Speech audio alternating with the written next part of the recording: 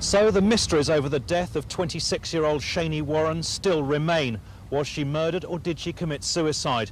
The police and other independent experts still can't agree, and today's verdict leaves the way open for conclusive proof to be found either way.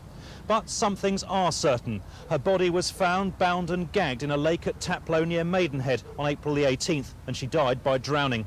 Her wrists were tied behind her back with car jump leads, her legs bound with a car tow rope.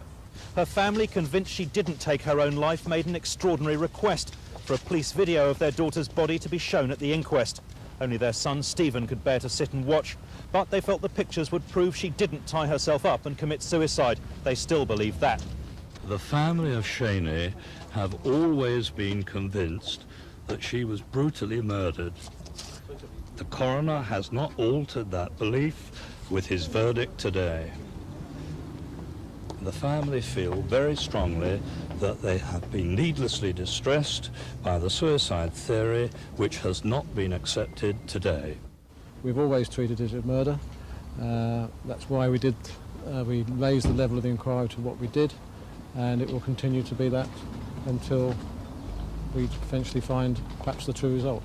Consultant psychiatrist Dr. John Hamilton, who studied her diaries after her death, said there was no hint of psychiatric illness, and he couldn't find any reason at all to suggest she would have committed suicide in such a bizarre and extraordinary way. But Dr. Benjamin Davis, the Home Office pathologist who did the post-mortem, disagreed. He said he'd seen 3 similar cases recently and was convinced she had tried to strangle herself before tying herself up and tumbling into the water to commit suicide. Well, from the beginning I thought this was a suicide. The young lady's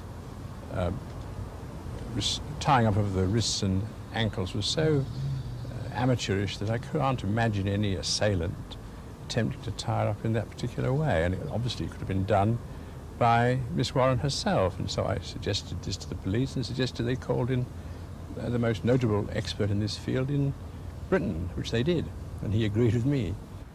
Detectives who investigated the case are still divided over whether it was murder or suicide. But now, like the verdict, their files remain open. This is Marcus Powell in Beaconsfield for Thames News.